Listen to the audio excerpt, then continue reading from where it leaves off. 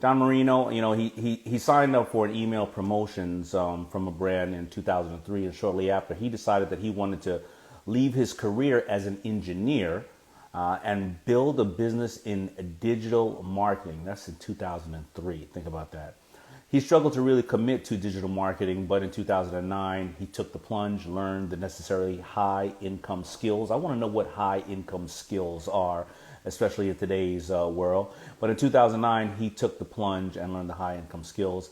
And he was taking clients on in 2014, founded and is now the CEO of FUBU, Simple, and the creator of AMP, a strategic monetizing content. AMP focuses on attracting an audience, developing a relationship with them, and introducing products to them that enrich their lives. QU Samples helps content creators use their content to amplify their impact and drive sales. So they're using content to drive sales, even if they don't have a product. Now that's something that I want to really dig into. How can you monetize your content if you don't have a product? It's hard enough for all of us who have a product to get people to buy it. But now you don't even have a product and he's teaching you how to do that? Well, his strategies and campaigns have grown just one of his clients' businesses by 23 times in 6 months, generating a month's worth of sales in 4 days, and turns YouTube videos into revenue generators without YouTube monetization. Offers his consulting services to us at the Shark Group, and he helps me, of course, with Damon on Demand and messaging and various other things. But I'm going to now bring him on and see how we can learn from those things, because it's such a big and crazy world out there. So a lot of times when I read that type of stuff, it just sounds general. So I want to get down and dirty with him and hear what's going on. All right. What's up, brother? Hey, Damon, how are you? I'm good, man. How you doing over there? I'm doing well. Thanks for having me on. No problem. So you played some instruments, I see. Yeah. I picked up the guitar when I was a kid. I remember the first song I learned, it was a Nirvana song. And my dad gifted me that guitar a couple of years later. I remember this guy got on, he was on Shark Tank. And he was just this boisterous guy. And he was like, yeah, I'm from LA, Lower Alabama. And he was like, you know why, you learn to get, you got to learn to play the guitar. And we were like, why? He was like, well, the chicks. That's the only reason. Is that the reason why you learned it, or?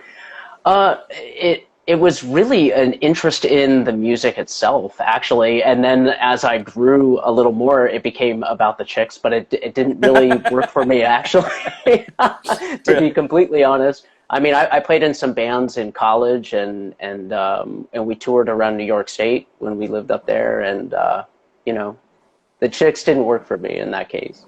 I was in engineering school. I mean, I was a nerd, man. Yeah, well, that's even better to learn that, but even maybe not for the attracting somebody. Maybe it's just a soothing way, also, right? To just zone out, right? It was a way to zone out. It was, yeah. All right, so I'm going to get right into it with you. Why would you go to engineering school and have a career as an engineer? And in 2003, digital marketing, first of all, we'll get into what that means. But why would you have a career as a nerd doing this and that, and then say in 2003, you know what? I'm going to try to start being a digital marketer. And did you immediately jump into being a digital marketer, or did you casually do it as you were doing your day job? It's interesting. I was always selling things when I was a kid. My mom got a call from the principal in 7th grade because I was selling candy to the kids at lunchtime and things like that. I had tried to make a clothing business actually when I was in high school, and it didn't really work, but I liked the process of trying to figure it all out. And then I was approaching our band in college as a business. So I was putting together promotional packs and sending those out, and well, our messaging isn't quite right. Even though I didn't really get it, I knew that I had to do something. I knew that I had to communicate something bigger than the music itself. And then oddly enough, a friend of mine in 2002 invited me to a multi-level marketing sit-down presentation just to see what he was doing, because he was new. He wanted my opinion, and I sat down, and that event right there is what changed what changed everything for me, Damon, because in engineering school, it's all about math. It's all about the numbers. It's all about like understanding these big abstract concepts. And I didn't read. I wasn't a reader. I barely wrote any papers or anything like that in college. Maybe I read maybe 20 books all the way through. I got through a lot of school without reading books. And then I was like, I'm all in on this multi-level marketing company. And that's when I started reading. And I started reading Failing Forward by John Maxwell. And I started reading Think and Grow Rich, which comes up a lot in conversations like this. And then I was sitting down with a friend because I wanted to do something with business and with my engineering. And that was the channel that I believed was going to work for me. But while I was going through and doing designs and working as an engineer, it just drained my energy. And my energy sucked, and I never got anything off the ground. Well, so I think there are a lot of things to unpack there, and we have a limited amount of time, but I think there's so many nuggets there. So first of all, I think that all parents should, inspire their kids to sell something at school. I don't care. Sell something at school. So. You have a captivated audience right there. You learn the ability to sell. You learn at a young age how maybe you don't have to stress mommy and daddy for things, that if you really want it, you can earn it, and you get your selling down. Sell, sell, sell, sell. I sold at school, you sold at school, Gary Vee sold at school. Almost all the kids I know that sold something at school ended up becoming somebody who followed a career, and they also knew that they could take care of their parents instead of their parents and taking care of them. The next thing to learn or ask is, why did you go into engineering school in the first place? Was that because society told you, your parents told you? Why did you, I'm not going to say it's a mistake, because we can't look back at things we did as a mistake, but you obviously did not have a strong passion for some aspect of it. So why did you do it in the first place? And why did you have the balls enough to stop doing it even after you were so deep in the water?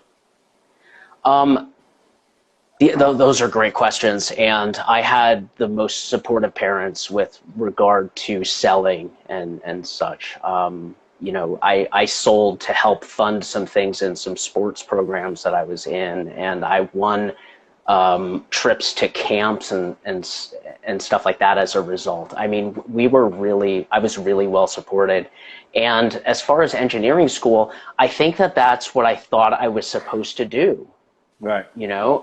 I liked math and I liked science, so they put in front of me this engineering concept, and I said, yeah, that seems pretty cool. I guess I'll ride this wave. And that's what I was doing in a lot of ways. I didn't have, in my opinion, a very strong direction, even though I had very supportive parents. I didn't have a strong direction into what I wanted, but it was more about what I kind of maybe wanted, but I was being floated down this path. All right. Well, let's talk about digital marketing now. When somebody says I'm a digital marketer, I mean, that could mean anything. It's so many things. Right. So what is generally digital marketing, and then what is your specific area of digital marketing, and break down how that differentiates or how that gets specific from the general concept of it. You know what I mean? Sure, absolutely. And it's advertising online, essentially, is the way that I look at it. It's marketing online. It's marketing in the inbox. It's marketing on social media. It's marketing on most things electronic, I would say. So what happened with me is that same friend, oddly enough, that invited me to that multi-level marketing presentation, a few years later, I moved from New York. I live in Phoenix now. And he came out to visit me because he was playing online poker, and he was playing professionally, and he was teaching me how to do that. And I shared with him this email list that I was on, and he was like, wow, that guy's a really good marketer. And I was like, holy crap, that's what he's doing. That's the business that I want to be in.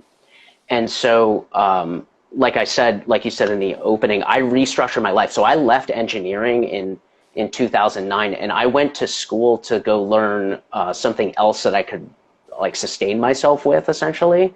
I learned a whole other career while I was also learning digital marketing at that time. And then, like you talk about in The Power of Broke, I wasn't quick to leave my day job. I stayed with my day job for a very long time after that while I was taking clients full time. And I was doing everything. I was doing everything from Facebook advertising to email marketing to building complex marketing funnels to helping people with their websites to building websites and all these different things. And I found out as I was going through this that the best way to start really helping people was to strip off things and really focus on the one thing that people really need. And if I wasn't able to help them with the one thing that I was doing, that I would be able to introduce them to the right people that could help them. Well, I want to know a little bit, because it's something that obviously drew our company's attention to you, and somebody just asked a very similar question that touches on this. This person right here is called Hana Belucci _collection. Sorry, I don't know. I'm sure I just killed that name, but he or she says, I've had millions of views, but not a lot of customers. Now, when I read your bio, your quick little bio, it basically said, you know, you can have people monetize their content even if they don't have something to sell. So explain what that means. And and a lot of times I know YouTube pays you for your amount of views, but you're saying you're not talking about YouTube, are you, or are you? Are you talking about the YouTube cash, or are you talking about other cash?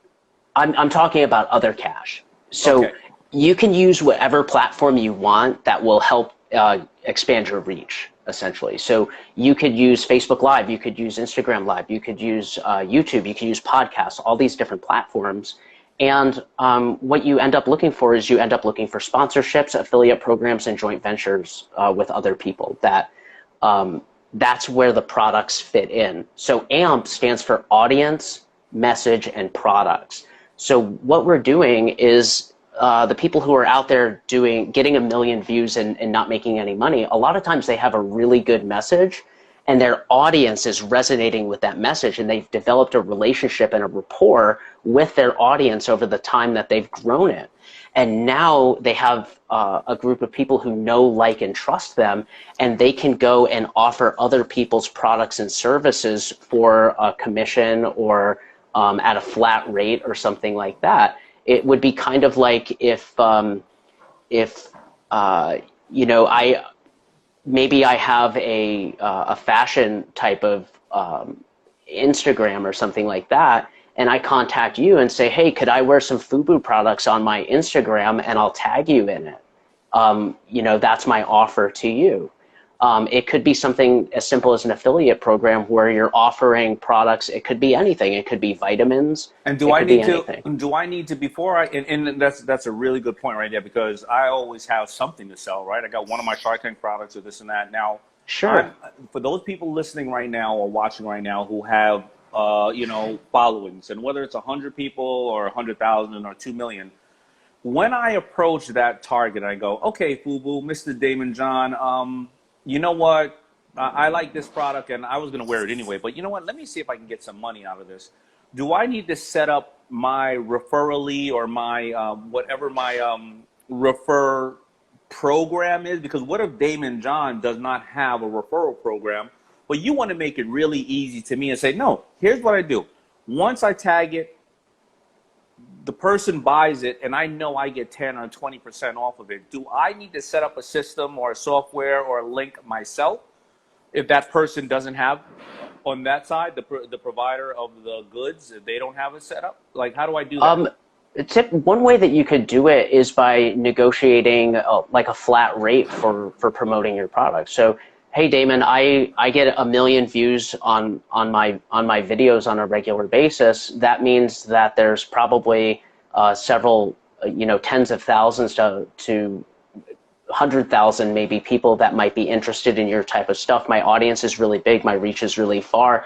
I'd love to say, hey, I really love this. You know, the Shark Tank. I watch the Shark Tank all the time. But how do I know? How do the people here know and can protect themselves that they will get their accurate commission? Because what if Daymond John is like Mr. Wonderful and he goes, oh yeah, only 4 people bought when really 100,000 people bought, and then all of a sudden you just lost, you know, 100,000 times $1, right? Sure. How do they protect themselves against that? So instead of getting an affiliate commission on that type of scenario, what you would do is you would get you would sign a contract and essentially get payment to get in the queue to be promoted on that person's show. It'd be kind of like if you were doing a television ad. Like you run a television ad, you don't know if you're going to get any sales off of it. The television company isn't coming back to say, "Hey, we sold 1,000 of your products. Where's our money?"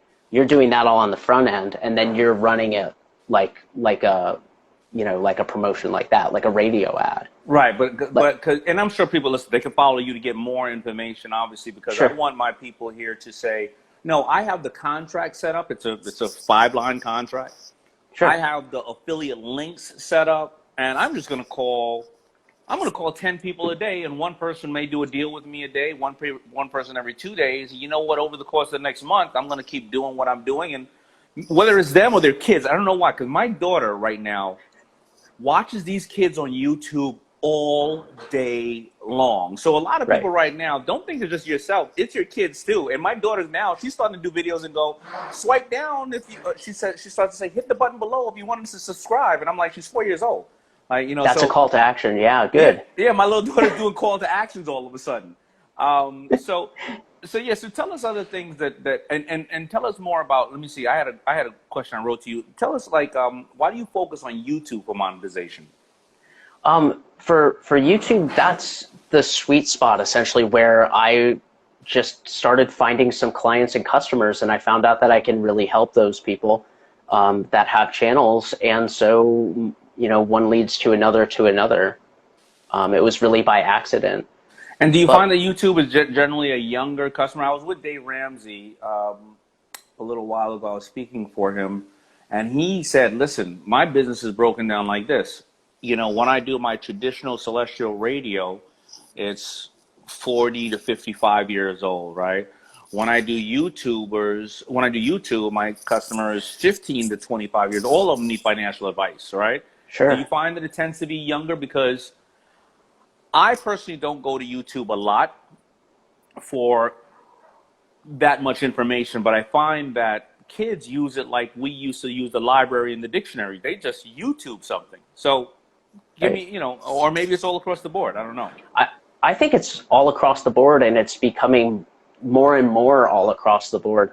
A lot of the clients that I'm working with have markets that are between 35 and 45, 45 and 55. My dad is telling me about this guy who's doing online guitar reviews and things like that, and he's over 70 now. Very good. So, yeah, it's awesome. So essentially what we do, Damon, is we teach people how to not become reliant on the platforms at the end of the day. So what we're doing is and we get really, really good results with this, is we help people, because I love email marketing. That's my pot of gold, essentially. That's what I was searching for in my business, was to have this pot of gold of an email marketing company. And so what we do is we move people from those platforms, and we embed a lot of their videos and podcasts and whatever on their blog. And then we build an email list, and we're emailing the most engaged people who are on the email list now to watch their content on their own blogging platform. And then we're showing them ads also that lead to other products that they get commissions for and such like that. No, that's a good point. What would you suggest right now? There's a couple of tips that you can just give people right now they can just take away and they can start working on. And again, I know that I already tagged you in here in the Power Show, in the Power Talks. But Sure. What are some helpful tips you can give to them that people could take away right now? Number one is to know who you're talking to. Okay, if my demographic that really resonates with my content, if they're in their 40s and 45 or so, then when I'm delivering my content, I want to be introducing, if I'm using a music example, for instance, I'm talking about Metallica, LL Cool J, and Nirvana maybe. If I'm talking to somebody who's older, I might be talking about the Doors and Led Zeppelin or something like that. I'm using the same example, but I'm using a different nostalgic trigger to make my point and to bring it home. And then to really look for a way to bridge what you're doing with your audience and your message into the affiliate products that you offer.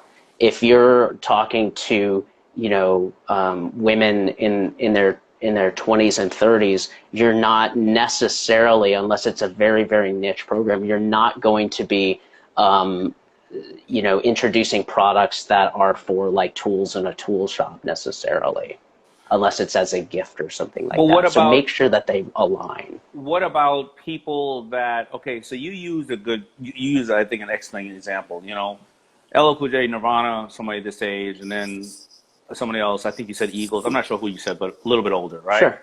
Yeah. But what if you have the same image and or stuff creative that you've been working on? So, you really got the great product, you took a great shot of it, Sure. and you don't want to change that shot. You just want to change the copy. Because I'll give you an example. I'll take a picture with one of the Kardashians, and a lot of those girls are obviously really dear friends of mine. And I'll Sure. put it on Instagram, and it'll be like, you'll have majority of people are, we love them, inspiring, this and that. Same exact picture on Facebook. Yeah. Get away from those foul women. How dare you? Oh, wow. And it'll be odd because the content won't change. My content won't be like, I won't be saying anything about their political views or their sexuality, or anything. I'll just say something like, I knew Kylie Jenner since she was 10 years old, running around in pajamas, and wow, look at her now. And some people will say, really, of course, we have trolls, and okay, Sure. if 1% or 2% of the world, who they hit millions and millions and millions of people, just want to be negative, that's fine. But some will be. It'll be very odd on the communication that different platforms will have towards that same exact picture, even though I'm not taking a political stance, talking sexual, talking about the latest drama, right? So what do people do in that situation? Things are it's a really good question. Things are, I think, moving so fast in the person that you're talking to today might, have a totally different personal perception. People might have a different perception of them, tomorrow, and that's hard to match up. And then, like you say, on different platforms, different people are following you on different platforms. I don't know. I think it's hard to nail that.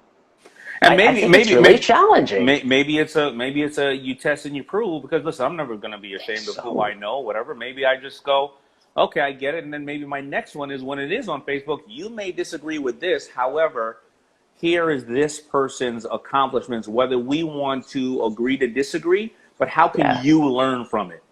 That's exactly it. Instead of always just going, oh, get away, because people Yeah, are I so think easy to throw judgment. I think it's so supercharged right now where, a little philosophical in nature, this next comment is, let's go back to judging people by their accomplishments and their personality and their character, and stop with all this, other, what I believe is superficial nonsense. Like you just said. Yeah, I was on a speaking engagement with my buddies from Bombas and Bombas Socks, and it's funny, what they said, because a lot of people, I don't want people to sit here and think that you need to bend to everybody. You want to bend for people who you believe in, and you have empathy for your customer, and you love them. I was talking to Bombas the other day, and they said, with Black Lives Matter came, we and I know that they had said we always wanted to. We looked around the office and we realized that we needed to change too. And obviously, they don't have any racial issues, or I doubt they would be my partners. Sure.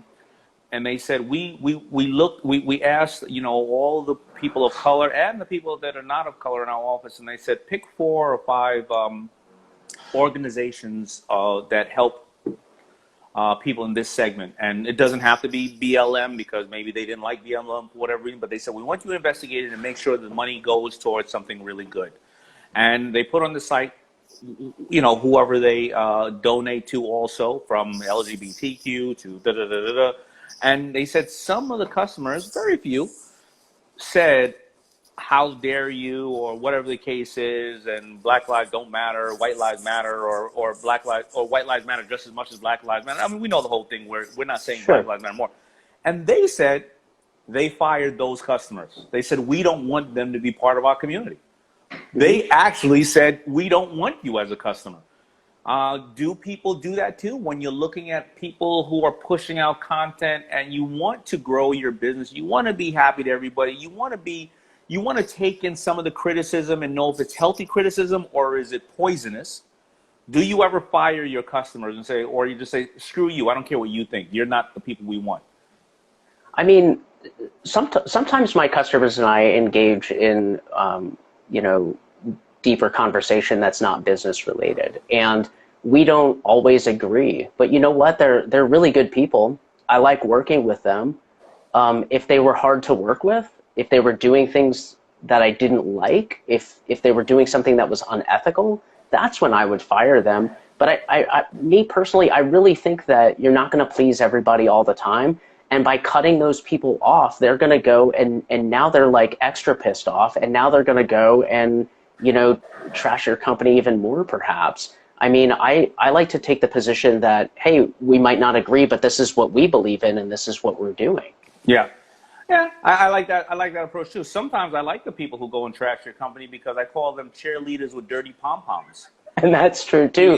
What do they say? All press is good press, even if it's negative. Yeah, but listen, we've all grown up, or not even grown up. We don't even have people around us now that they're always talking shit about somebody else, and they're always saying how, whatever, man, that's just whack, and this and that, and you realize that they're jealous, and you realize whatever they're talking negative about is something you should be checking out because oh, don't hang out with that person. All they're doing is this and that. You be like, oh, that's the new person I should be hanging out with because they obviously. They told that person right there, shut up, you ain't shit, and I'm going about my business, and I'm going to make this happen. And you'd be like, oh, let me hang out with that person. There's a lot of projection going on these days, I think. Yeah, it's kind of like when I was dating, and a woman would be like, oh, I don't like her. She does this, that, that. I'm like, oh, she does that?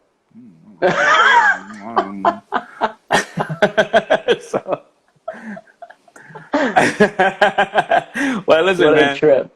I appreciate you, man, and thank you for helping us so much with all the things that that you're doing out there. And yeah, I think that's great to get people to understand how to monetize their content without even having a physical product to sell, because that's great ways to even start. And then after you even can back it up with physical products, you already know the fundamentals to doing it. That's right. You can back it up with physical products. You can back it up with a consultative sale and a consultative call. You can back it up with product, services, whatever. Absolutely. All right. All the best, man. Thank you, man. And I love the fact we're working with you, man. I appreciate you, Damon. Thanks for having me on. You got it, Pete. Bye-bye.